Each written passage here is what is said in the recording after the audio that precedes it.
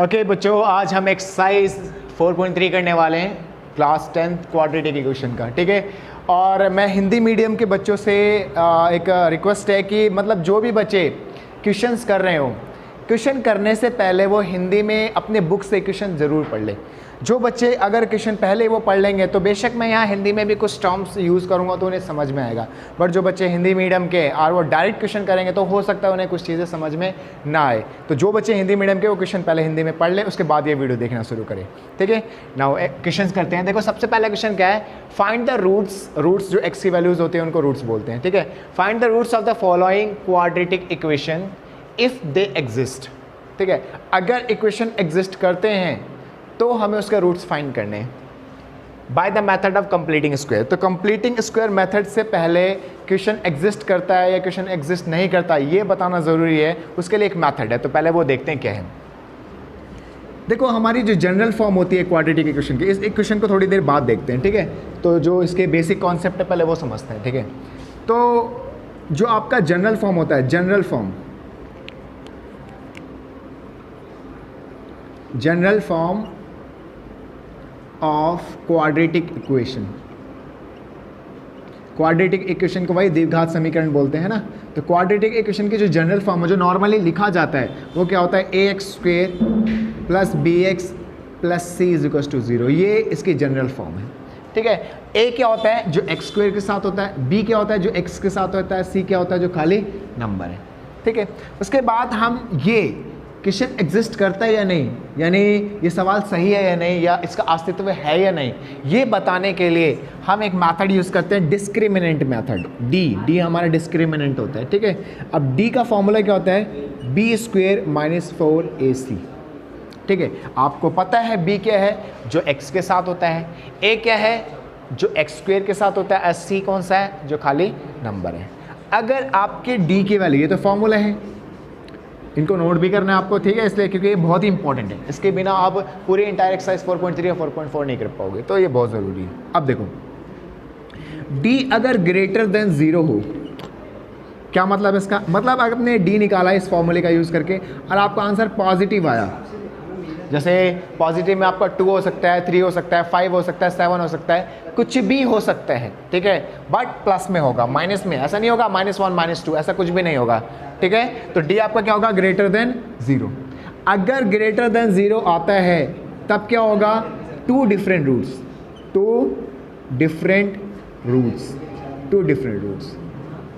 ठीक है। तो अगर डी की वैल्यू ग्रेटर देन 0 होता है, पॉजिटिव आती है, तो इसके रूट्स कैसे होंगे, डिफरेंट रूट्स होते हैं हमारे वैल्यू ऑफ एक्स, जिसको हिंदी में मूल बोलते हैं। तो जो एक्स का मान है वो अलग अलग आएगा, 2 और 2 3 आ सकता है, -1 आ सकता है, तो अलग अलग वैल्यू आएंगे, ठीक है। This is first. सेकेंड, अगर डी 0 आता है, मतलब इसमें फॉर्मूले में वैल्यू पुट की मैंने और डी की वैल्यू 0 आई, तो क्या होगा, 2 इक्वल रूट्स, हिंदी में 2 बराबर भिन्न, है ना, 2 बराबर मूल, यानी जो x की वैल्यू आएगी वो सेम आएगी, ठीक है। और अगर d लेस देन 0 है, लेस देन 0 का क्या मतलब है, अगर आंसर माइनस में आया, मैंने a b c की वैल्यू पुट की और पुट करने के बाद जब मेरा आंसर आया तो वो माइनस में आया, तो माइनस में आएगा तो जो हमारी इक्वेशन होगी वो एग्जिस्ट नहीं करेगी। दैट इज हम क्या लिखेंगे, equation does not exist, equation does not exist, मतलब जो हमारा इसका आंसर होगा वो रियल रूट्स नहीं होंगे, ठीक है। तो equation does not exist, Hindi में क्या लिखेंगे, समीकरण का कोई अस्तित्व नहीं है, का कोई अस्तित्व नहीं है, ठीक है। तो ये 3 चीज़ें हैं जिसके बेसिस पे हम बताते हैं कि क्वेश्चन एग्जिस्ट करता है या क्वेश्चन एग्जिस्ट नहीं करता। अगर डी की वैल्यू पॉजिटिव आई तो एग्जिस्ट करता है, उसका 2 अलग अलग वैल्यू होंगी एक्स की। अगर डी 0 आया तो भी एग्जिस्ट करता है, 2 बराबर रूट्स होंगे। और अगर डी की वैल्यू नेगेटिव आई, माइनस में आई, ऋणात्मक आई, नेगेटिव, तो आपके जो इक्वेशन है वो एग्जिस्ट नहीं करता, यानी जो आपने इक्वेशन बनाई है या क्वेश्चन में इक्वेशन दे रखा है वो गलत है, उससे हमारा आंसर नहीं आएगा, ये इसका मतलब है। ठीक है, तो आप इसको नोट कर लो क्योंकि इसी का यूज़ करने वाले हैं। जैसे ही मैं यहाँ पे क्वेश्चन करूँगा, इनका यूज़ करूँगा, आपको समझ में आ जाएगा कि एग्जैक्टली मैंने क्या समझाया। तो आप इसको नोट कर लो, उसके बाद समझाता हूँ मैं।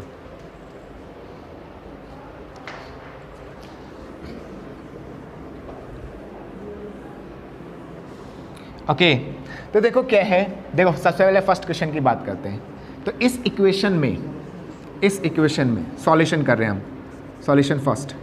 तो इस इक्वेशन में क्या है, ये हमारी इक्वेशन है 2x² - 7x + 3 = 0। ये क्वाड्रेटिक इक्वेशन है। तो हमें a b c पता है पहले से ही, a 2 है, b -7 है और c 3 है। a b c आ गया। a क्या हमारा 2, b हमारा -7 और c क्या है 3। हम d निकालेंगे, डिस्क्रिमिनेंट निकालेंगे। d क्या होता है b² - 4ac। तो b की वैल्यू कितनी -7, -7 का स्क्वायर -4 × a की वैल्यू 2 और c की वैल्यू 3। तो हमने a b और c जो इक्वेशन से आई उसको हमने सीधा फॉर्मूले में पुट कर दिया। तो कितना आया, -7 का स्क्वायर 49, 7 7 49 और स्क्वायर करने के बाद माइनस हट जाता है तो हटा दिया। -4 दूनी 8, 8 या 24। तो d की वैल्यू कितनी आई 25। अब आप देखोगे कि जो d की वैल्यू है पॉजिटिव है। अगर पॉजिटिव हो तो उसकी क्या कंडीशन है, अगर d > 0 तो इसकी क्या कंडीशन है, 2 डिफरेंट रूट्स, यानी जो हमारी इक्वेशन है उसकी 2 वैल्यू अलग अलग, यानी हिंदी में क्या लिखेंगे, 2 भिन्न मूल, भिन्न मतलब अलग, 2 भिन्न मूल है ना, भिन्न मूल। तो ये हमारे 2 भिन्न मूल, यानी जो x की वैल्यू आएगी दोनों अलग अलग आएगी। अब हम लगाएंगे कंप्लीटिंग स्क्वायर मेथड, है ना। कंप्लीटिंग स्क्वायर मेथड को क्या बोलते हैं, पूर्ण वर्ग विधि, है ना। तो अब हम लगाने वाले हैं। ये सिर्फ हमने चेक किया, अभी हमने पूर्ण वर्ग विधि नहीं लगाया, सिर्फ इसने जो क्वेश्चन में कहा है कि अगर एग्जिस्ट करना है तो पूर्ण वर्ग विधि लगाओ। तो भाई पहले चेक करना पड़ेगा ना कि एग्जिस्ट करता है या नहीं करता। तो अब ये एग्जिस्ट करता है क्योंकि d > 0 है। अब एग्जिस्ट करता है तो हम कंप्लीटिंग स्क्वायर मेथड लगाते हैं। नाउ अब लगा रहे हैं हम completing square method, completing square method, ठीक है, पूर्ण वर्ग विधि। ठीक है, तो पूर्ण वर्ग विधि में क्या होता है, ओके देखो ये इक्वेशन लिखी मैंने 2x² - 7x + 3 = 0।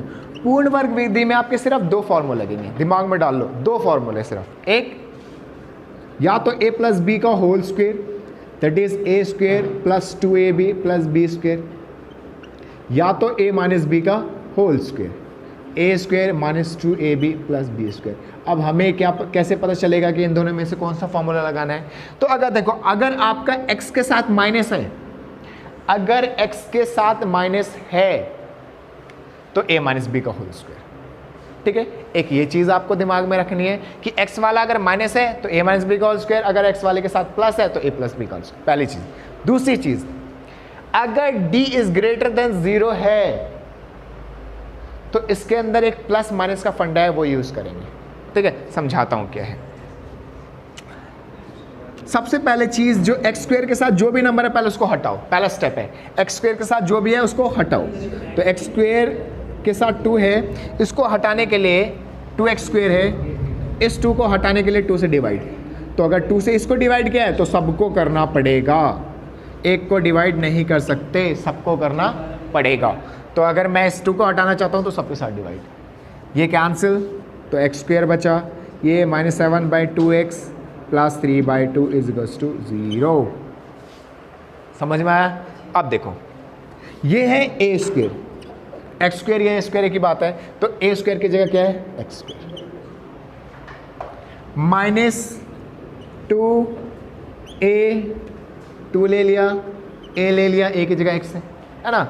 अब b क्या लें, तो b की जगह पे हम एक ऐसी वैल्यू लेंगे, b की जगह पर हम एक ऐसी वैल्यू लेंगे जिसको अगर मैं मल्टीप्लाई करूं तो यही आना चाहिए।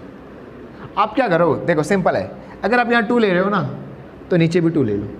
आपने 2 यहाँ लिया है, आज ऊपर, अगर ऊपर 2 ले रहे हो तो आप नीचे भी 2 ले लो। तो देखो इसके नीचे 2 तो पहले से ही है, एक और 2 आ जाएगा तो 2 2 जा कितना हो जाएगा 4। b लाने का सबसे बेस्ट तरीका है। क्या तरीका है, आपने 2ab के लिए आपने 2 अपने आप आगे लिया है, तो ऊपर लिया तो नीचे भी लेना पड़ेगा। तो भाई 7/2 था, नीचे 2 ले लिया तो 4 हो गया, 7/4 हो गया। तो a square minus 2ab plus b square. अब आप कहोगे सर ये कहाँ से लिया है, ये तो है, ये इससे कैंसिल हो जाएगा तो 7/2 ही आएगा। देखो ये से कैंसिल होगा 7/2x, ये भी है, बट ये तो है ही नहीं इसमें। तो अगर नहीं है a square minus 2ab plus b square, formula बनाने के लिए मैं इसको खुद लेकर आया हूँ, ये है नहीं, फॉर्मूला बनाने के लिए लाया तक ये फॉर्मूला लग जाए a square minus 2ab plus b square. तो अगर हम एक्स्ट्रा लेकर आए, ये नहीं है, अगर हमने इसको प्लस किया है तो प्लस किया तो माइनस भी करेंगे। क्यों माइनस करेंगे, क्योंकि भाई नहीं है। अगर आप प्लस कर रहे हैं तो आपको माइनस भी करना पड़ेगा हटाने के लिए, ठीक है। आप अगर यहाँ ये चीज़ नहीं है तो आप नहीं ले सकते एक्स्ट्रा, तो अगर आप एक्स्ट्रा ले रहे हो तो माइनस में भी लो, प्लस ये वाला 3/2। अब आप देखो ये x स्क्वायर ये रहा, 7/2x ये रहा, 3/2 ये रहा, ये चीज़ नहीं है तो इस चीज़ को हटाने के लिए -7/4। समझ में आया। अब यहाँ से यहाँ तक लग गया आपका formula, a square minus 2ab plus b square. तो क्या फॉर्मूला है इसका, इसका सिंपल क्या फॉर्मूला है, इसका फॉर्मूला है a माइनस बी का होल स्क्वायर। तो a हमारा x, अब b हमारा 7/4। देखो ना, a square minus 2ab, b की जगह 7/4 प्लस बी स्क्वायर, तो b की जगह 7/4। तो a माइनस बी का होल स्क्वायर हो गया यहाँ तक। अब यहाँ देखो माइनस इसका स्क्वायर करोगे 7 का तो 49, 4 का करोगे तो 16 प्लस 3/2 इज इक्वल्स टू 0। अब इन दोनों को इधर भेज दो, तो x minus 7/4 is equals to 49/16 minus 3/2। आप खुद देखो, ये माइनस वाला इक्वल के इधर जाएगा तो प्लस, ये प्लस वाला इक्वल के इधर जाएगा तो माइनस। तो ये कितना हो जाएगा, x माइनस 7/4 का square is equals to, LCM लो 16 आएगा, 49 माइनस इसको इससे डिवाइड करेंगे 8, 8 3 = 24। ऑफ कोर्स ये चीज़ें आती होंगी आपको। तो x माइनस 7/4 का square is equals to 25/16। Okay, थोड़ा सा आगे बढ़ते हैं। ये स्क्वेयर इक्वल के इधर जाएगा, तो अगर स्क्वेयर इक्वल के उधर जाता है तो 25/16 का रूट, जैसे प्लस इक्वल को उधर जाके माइनस होता है उसी तरीके से स्क्वेयर इक्वल को उधर जाके रूट में कन्वर्ट होता है। ओके, तो x minus 7/4 is equals to what, 25 का रूट 5 होता है और 16 का 4, प्लस माइनस दोनों। कोई भी नंबर अगर रूट से बाहर निकलता है तो उस पर प्लस का भी साइन होता है और उस पर माइनस का भी साइन होता है, इसलिए हम प्लस का भी साइन लगाते हैं और माइनस का भी साइन लगाते हैं। अब x की वैल्यू निकालनी है, तो x की वैल्यू निकालनी है तो 7/4 को उधर भेजना पड़ेगा। तो क्या होगा, माइनस में इधर जाके प्लस 7/4 और ये प्लस माइनस 5/4। इस प्लस माइनस का मतलब है कि आपको एक बार प्लस करना है और आपको एक बार माइनस करना है। जैसे आप देखो, अगर मैं प्लस करूँगा तो कितना होगा, 7 और 5 12, 12/4 3। माइनस करूँगा तो कितना आएगा, अगर माइनस करूँगा तो 7 में से 5 गए 2, तो 2/4। तो x की वैल्यू कितना है 3, और इससे कैंसिल करेंगे 1/2, है ना। इसको ऐसे करके भी दिखा दो भाई, क्या दिक्कत है। 7 माइनस 5/4 ये आया 1/2, सॉरी 2/4, कैंसिल आउट कर दिया, कितना है 1/2, ये हमारा 2 आंसर। तो इस तरीके से हम कंप्लीटिंग स्क्वायर मेथड लगाते हैं। सिर्फ एक फॉर्मूला है इसमें, या तो a प्लस बी का होल स्क्वायर या तो a माइनस बी का होल स्क्वायर लगेगा। फिर से स्टार्टिंग से देखो मैंने क्या किया, पहले d निकाल के चेक किया कि रूट्स है भी या नहीं है, ये एग्जिस्ट करता भी है या नहीं करता। पहली चीज़, ग्रेटर देन 0 तो एग्जिस्ट करेगा।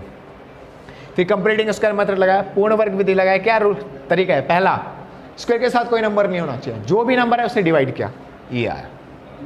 फॉर्मूला लगाया, फॉर्मूला क्या लगाया, a स्क्वायर माइनस 2 खुद से लिया, a तो x है, 2a b की जगह ऐसा नंबर जो यही आए।